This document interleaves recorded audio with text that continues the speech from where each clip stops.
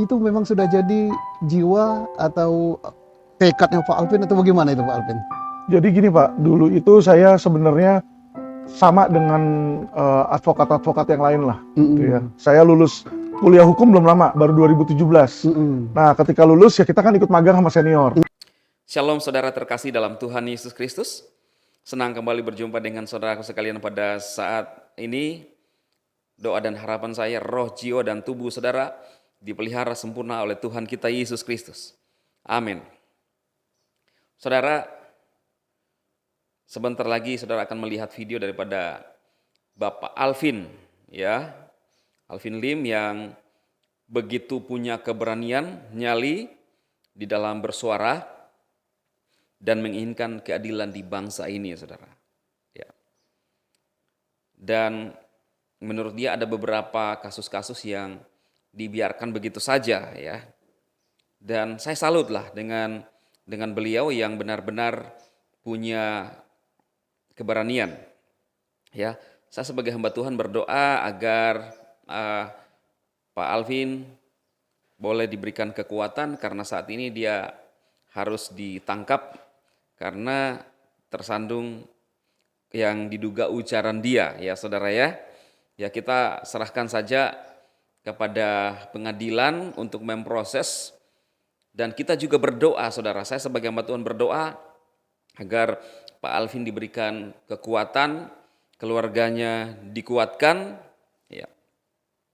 Dan terlebih saudara, kalau misalnya yang disampaikan adalah membongkar kebenaran dan merasa tidak ada keadilan di negeri ini, saya selaku hamba Tuhan, saya hanya ingin menyampaikan kepada saudara, kita tidak punya daya, kita tidak punya kekuatan, tetapi kita hanya bisa berdoa agar benar-benar keadilan itu ditegakkan di bangsa ini, saudara. Itu yang kita bisa lakukan, saudara. Kita berdoa dan menurut saya, saudara, apapun yang kita lakukan di dunia ini tidak akan luput nantinya pada penghakiman yang akan datang, akhirat. Ya, mungkin kita tidak punya daya seperti Pak Alvin, ya, untuk merubah sesuatu yang mungkin seolah-olah kita melihat bahwa itu sesuatu yang tidak benar. Tetapi saya ingin berpesan kepada siapapun saudara bahwa kita tidak akan pernah lolos dari penghakiman akhirat nantinya.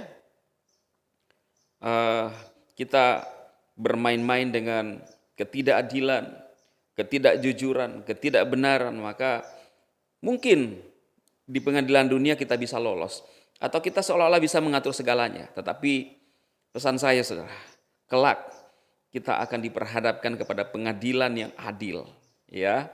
Pesan saya dan doa saya supaya kepolisian, kejaksaan, pengadilan bekerja dengan baik, menjalankan tugasnya dengan hikmat dan hati nurani yang murni untuk melaksanakan tugas sebagai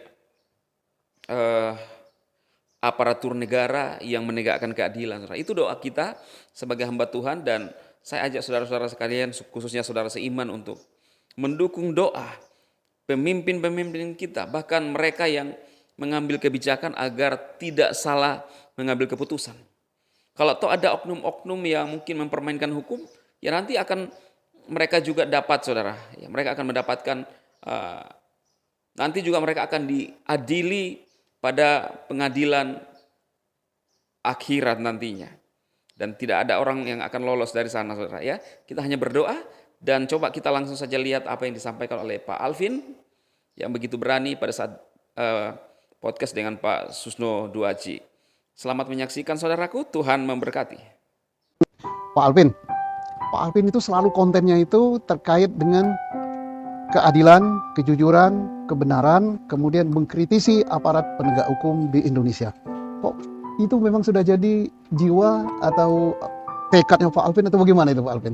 Jadi gini Pak, dulu itu saya sebenarnya sama dengan advokat-advokat yang lain lah. Gitu ya. Saya lulus kuliah hukum belum lama, baru 2017. Nah ketika lulus ya kita kan ikut magang sama senior.